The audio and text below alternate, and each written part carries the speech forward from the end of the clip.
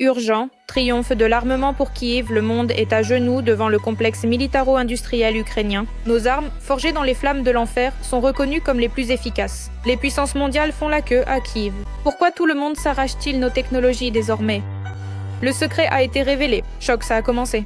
Ceux qui juraient une fidélité hier aiguisent leur couteau aujourd'hui.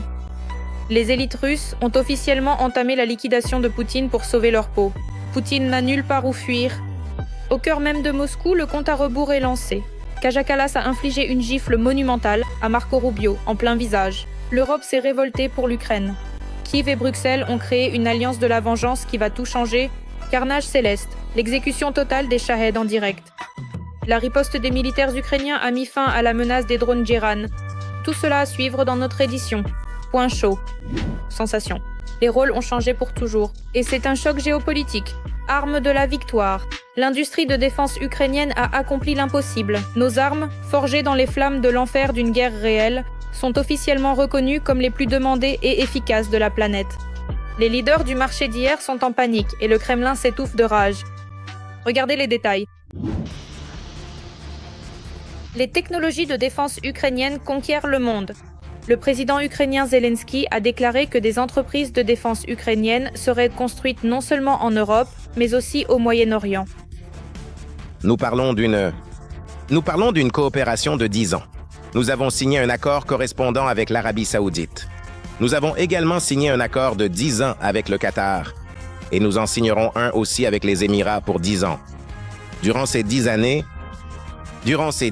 nous ferons de la coproduction, construire des usines et des lignes de production, tant en Ukraine que dans ces pays. Dans une usine commune en Allemagne, on produit déjà le drone de reconnaissance ukrainien à intelligence artificielle LINSA, avec un objectif de 10 000 unités par an. Nous en profitons aussi. Nous apprenons grâce à la grande quantité de données et à l'expérience que l'Ukraine acquiert sur le champ de bataille. Dans le domaine des drones, tout change très vite, parfois en quelques semaines ou mois, et c'est important tant pour l'Ukraine que pour nous. Et dans une entreprise commune au Royaume-Uni, on produit les drones intercepteurs Octopus, désormais indispensables, et pas seulement pour l'Ukraine.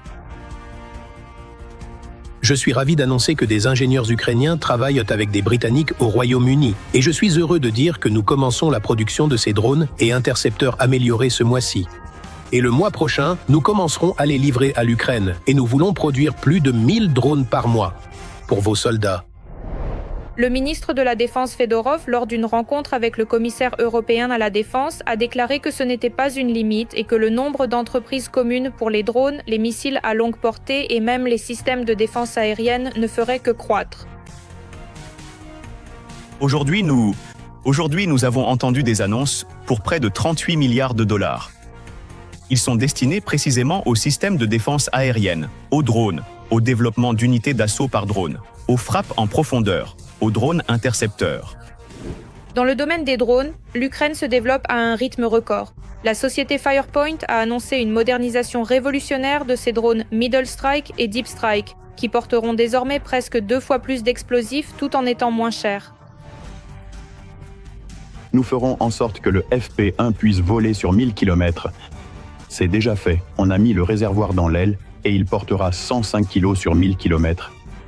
Ce même réservoir d'aile permettra d'augmenter considérablement la puissance de la munition du FP2, jusqu'à environ 158 kg. Ce sera une sacrée munition. Nous espérons encore réduire le prix. On a trouvé des solutions pour se passer totalement des antennes CRP et des récepteurs GNSS coûteux, et ce sera une très grande avancée. Parallèlement à ces succès, plusieurs scandales ont éclaté. Le patron de la société allemande Rheinmetall, Paperger, a déclaré que les drones ukrainiens sont assemblés par des ménagères comme des Legos dans leur cuisine, et que ce n'est pas du niveau des vraies technologies de défense. Le président ukrainien a répondu à ces critiques avec humour. Si chaque ménagère ukrainienne peut fabriquer des drones, alors chaque ménagère ukrainienne peut être directrice de Rheinmetall, et je félicite notre complexe militaro-industriel pour ce haut niveau. Sur la chaîne américaine Fox News, des drones ukrainiens ont été présentés par erreur comme les leurs. Ils ont montré les drones Sting des Wild Hornets comme une technologie américaine. Lors de l'émission suivante, ils ont bien sûr dû rectifier le tir. Et pour être encore plus convaincant, l'Ukraine nous soutiendra. Ils ont combiné les technologies anti-drones les plus avancées, conçues pour contrer les essaims de drones iraniens depuis l'invasion de Poutine. Zelensky dit qu'il veut aider. Peut-être pourriez-vous nous proposer ces Hornets ? Les Ukrainiens ont créé ces drones kamikazes magnifiques, peu coûteux, rapides et maniables. La guerre en Ukraine a déclenché une véritable révolution technologique et les ingénieurs et spécialistes militaires ukrainiens sont devenus les experts de référence, dont les meilleures armées du monde entier sollicitent l'aide et l'enseignement. L'exécution finale de Poutine, les chasseurs au sein du Kremlin, le bourreau est déjà dans le bunker. Au cœur même de Moscou, le compte à rebours est lancé. Les élites ont officiellement déclaré la chasse au dictateur. Ceux qui juraient fidélité hier aiguisent aujourd'hui leur couteau dans le dos de Poutine. Découvrez tous les détails du coup d'État en préparation dès maintenant. En Russie, des manifestations ont eu lieu contre les blocages d'Internet que les sbires de Poutine ont tenté de réprimer avant même qu'elles ne commencent. On est venu se promener et que dire que toute la place Bolotnaya est bouclée, tout est bouclé. Sur le fond, des agents de la garde nationale contrôlent les gens avec de gros sacs. Les plus grandes villes de la Fédération de Russie ont été placées sous un régime de contrôle renforcé, où tout rassemblement de personnes était perçu comme une menace potentielle. Et le simple fait de pouvoir sortir sur la place devenait déjà un motif d'arrestation. L'administration de Saint-Pétersbourg a flippé même ici et a installé des barricades. Et là-bas, il y a encore des gens en uniforme. Mais même les arrestations préventives, les places bouclées et la pression des forces de l'ordre n'ont pas arrêté ceux qui ont quand même pris le risque de sortir. Salut les amis, j'ai été arrêté. Je suis au commissariat en ce moment. Il n'explique pas encore pourquoi. On s'est sorti du bâtiment du ministère de l'Intérieur avec une bénévole, Katia. Alors, en pleine rue, ils sont juste venus nous voir. Suivez-nous. Bon, on y est allé, ils ont pris une déposition concernant l'affichage de tracts. Au moins 18 personnes ont été interpellées en Russie lors de manifestations non autorisées contre le blocage d'Internet. À Moscou, le rassemblement que les autorités n'ont pas autorisé, soi-disant à cause des restrictions liées au Covid, devait se tenir sur la place Bolotnaya. Pourtant, le jour de l'action, l'espace aux alentours a été transformé en zone de contrôle. Les forces de l'ordre ont bouclé le secteur, contrôlant les papiers des passants, fouillant les sacs et filmant les visages. De plus, même l'environnement urbain avait été préparé à l'avance. Les services municipaux ont repeint les bancs du square voisin, empêchant ainsi les gens de s'y attarder. Et toute tentative de s'arrêter ou de se rassembler attirait aussitôt l'attention de la police. Le pouvoir a empêché les actions de protestation de voir le jour. Les sbires de Poutine n'ont pas seulement refusé les rassemblements, ils l'ont fait de manière très ostentatoire. Même là où l'autorisation avait été obtenue, elle était annulée au dernier moment. Invoquant des raisons formelles, de la menace de drones à des événements prévus soudainement, comme des ateliers de rollers. En parallèle, le ministère de l'Intérieur a mis en garde contre des poursuites administratives et pénales. Aucune demande de manifestation n'a été acceptée et ils ont déployé tant de forces de l'ordre qu'ils arrêtaient presque tous les arrivants. Pour qu'une action ait lieu, il faut que les gens puissent au moins se regrouper un minimum. La police n'a laissé personne sortir dans aucune région, ni même se voir. Des interpellations ont aussi eu lieu dans d'autres villes, à Saint-Pétersbourg, Voronej, Kalouga, Novosibirsk, où les places et les parcs prévus pour les actions étaient aussi bouclés d'avance. Et sur place, des patrouilles de police renforcées et l'aumône étaient de garde. Une tentative d'action, de créer des actions de masse dans toute la Russie, il y a eu une tentative.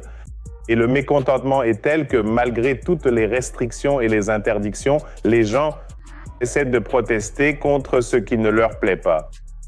Ce n'est pas seulement que ça ne plaît pas, c'est qu'il semble qu'en ce moment, voter contre le blocage d'Internet sortir soit plus ou moins, pas forcément sûr, mais on peut au moins essayer, car depuis presque 2 ans, on n'a même pas vu de tentative de rassemblement de masse pour protester. Mais il semble que priver les Russes de leurs services favoris n'ait pas suffi au Kremlin. Et maintenant, il ne s'agit plus seulement de blocage, mais d'un vrai système de sanctions. En Russie, on discute d'amendes pour le refus d'utiliser la messagerie nationale Max. La fourchette d'amende prévue est très stricte, de 50 000 à 3 millions de roubles, selon les circonstances et la nature du refus d'utiliser le service. On espère instaurer des amendes pour tous dès le 7 septembre de cette année. On vise cette date pour que tous les Russes soient responsables des actes contre Max, a déclaré une source au canal selon Kremlevskaya Tabakerka. Mais il semble que ces manifestations d'apparence inoffensive pourraient sonner la fin de l'empire de Poutine. Selon le canal Telegram Kremlevskaya Tabakerka, une source haut placée à la présidence affirme que derrière les manifestations se cachent non seulement des activistes, mais aussi des membres de l'élite russe, de plus en plus vus comme des ennemis de l'intérieur.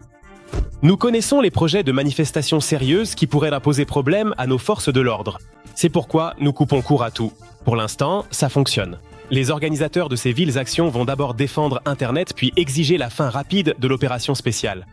Et après, je n'exclus pas qu'ils organisent un attentat contre Vladimir Vladimirovitch. Je suis certain que c'est en préparation. Plusieurs mois dangereux et décisifs pour le destin de la Russie nous attendent. Nous comprenons les défis et nous nous préparons à réagir pour éviter le pire, a déclaré la source, selon Kremlevskaya Tabakerka.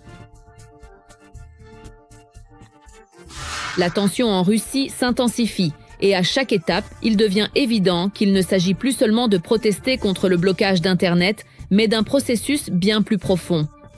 Et la réaction de ce système rodé depuis des années montre clairement que derrière la rhétorique musclée se cachent la peur et la volonté de garder le pouvoir à tout prix. Choc, le monde entier est pétrifié. Zelensky lance son marteau de sauvetage. Les rôles ont changé à jamais. Ce n'est plus Kiev qui demande de l'aide, mais tout le Moyen-Orient qui implore le salut de l'Ukraine. Zelensky l'a officiellement confirmé. Un moment historique est arrivé, renversant l'échiquier mondial. Ce qui était autrefois un secret absolu a éclaté au grand jour. Voici les détails.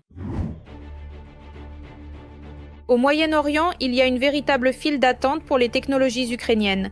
Après les visites du président Zelensky, presque tous les pays veulent signer des contrats de défense.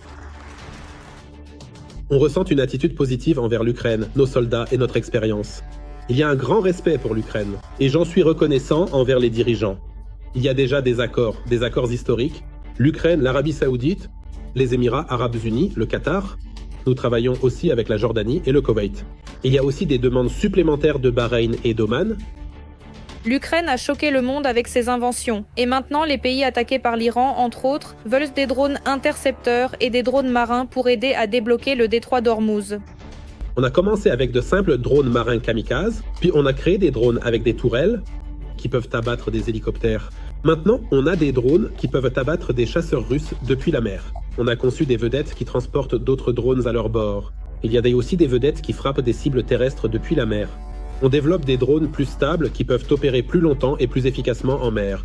Bientôt, dans un futur proche, on aura des systèmes capables d'opérer même en plein océan. On travaille aussi activement sur des systèmes sous-marins.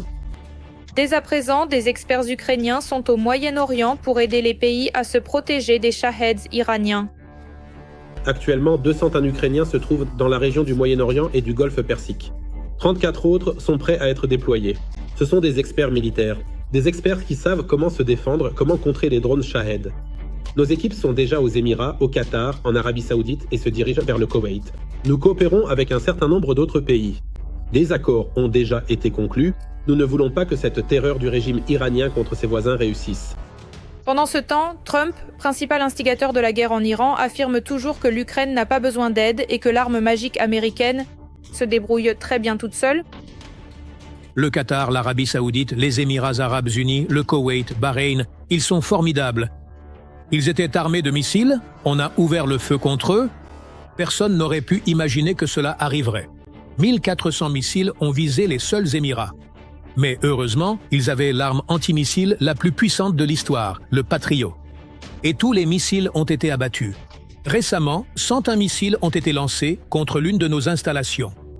Ils volaient à 2000 milles à l'heure et chacun d'eux a été abattu et est tombé en mer. C'est une technologie incroyable. Personne d'autre au monde n'a ça. Et le fait que Donald Trump ne puisse toujours pas l'admettre et dise sans cesse que l'Amérique ne doit pas aider Zelensky, que c'est la dernière personne à aider, que l'Ukraine n'aide en rien, cela montre encore une fois l'incompétence, l'arrogance et le décalage de l'homme du bureau ovale qui ne comprend rien aux opérations militaires et à quel point cela peut avoir des conséquences profondes et graves pour l'avenir de l'Amérique. Et ce, alors que les fameux missiles américains coûtent des millions et les drones intercepteurs seulement quelques milliers. Ils utilisaient des missiles Patriot à 4 millions de dollars. Ils sont peu nombreux. Selon les rapports, les États-Unis ont utilisé 300 Patriots pour abattre des drones iraniens.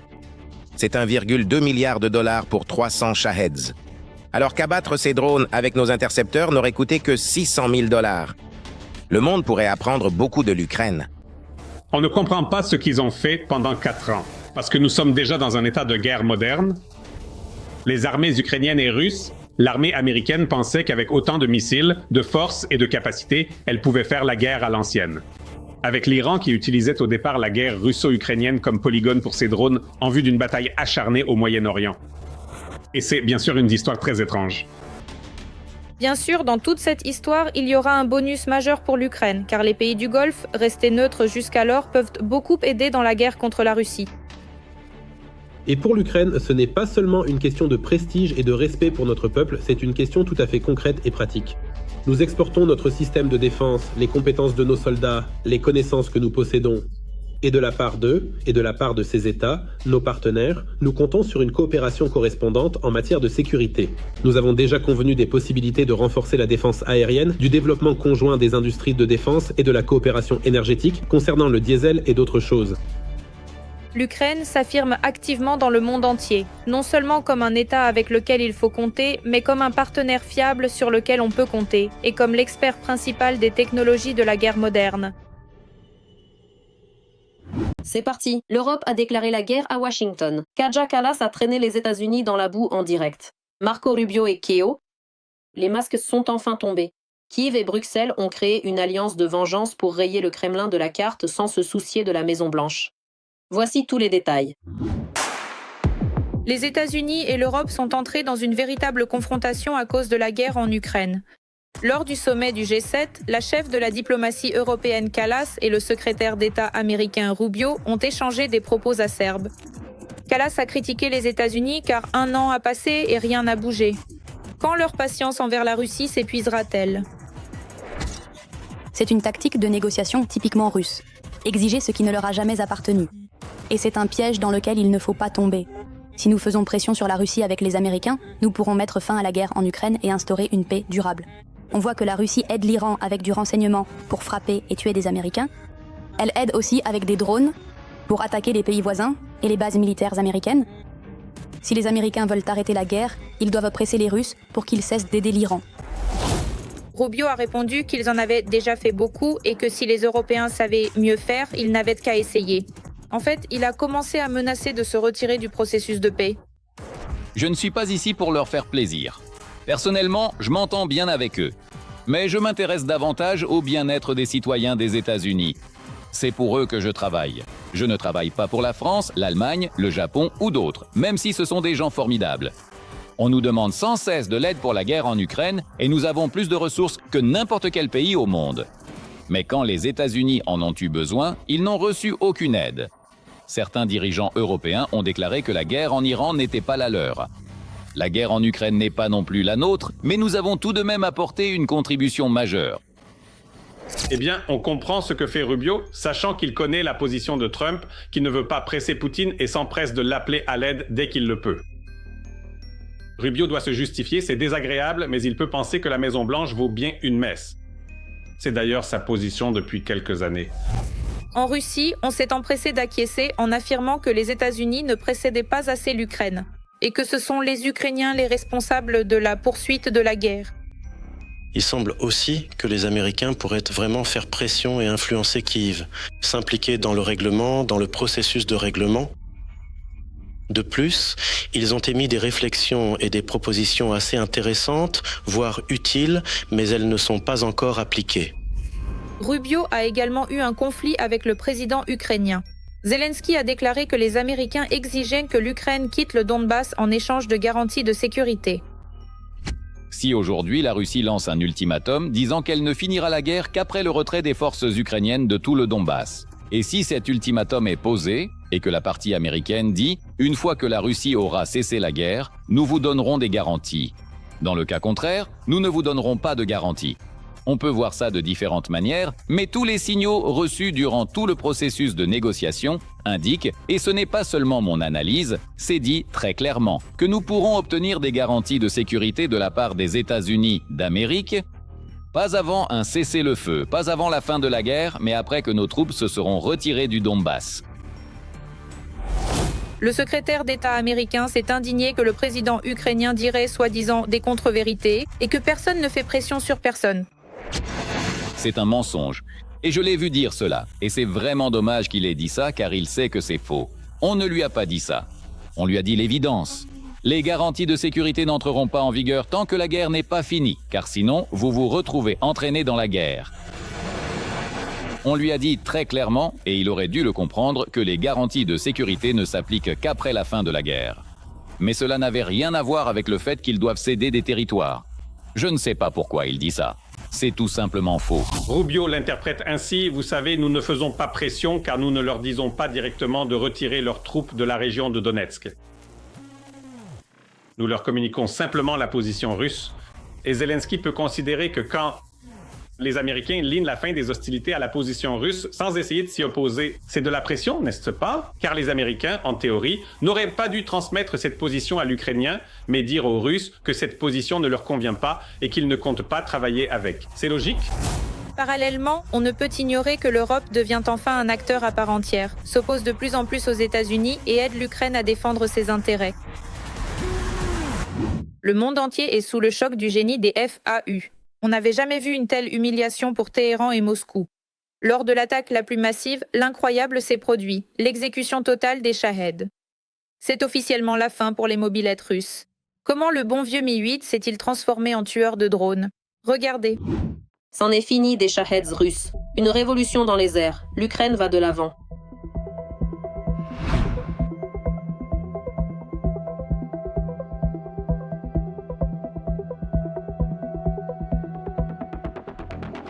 Les forces de défense aérienne ukrainiennes font preuve d'une grande précision et d'efficacité, frappant avec succès les cibles désignées.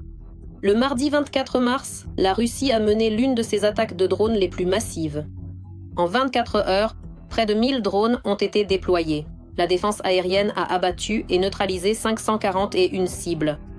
L'Ukraine, dans le contexte actuel de conflit, s'adapte constamment, de manière proactive et réfléchie, afin de contrer efficacement les menaces terroristes qui proviennent de la part de la Fédération de Russie. La destruction des drones kamikazes de type Shahed 136, qui sont produits localement en Russie sous le nom de Geranium 2, représente aujourd'hui l'une des priorités majeures pour la défense ukrainienne. Cette approche stratégique, qui consiste à neutraliser ces engins dangereux, est, sans aucun doute possible, une solution globale et cohérente face à cette menace persistante et sérieuse. Pendant l'attaque, l'un des équipages de Mi-8 de la marine des FAU a abattu 12 Shaheds en 3 heures. Des drones ennemis ont été interceptés en mer, minimisant le risque de chute de débris sur les zones habitées.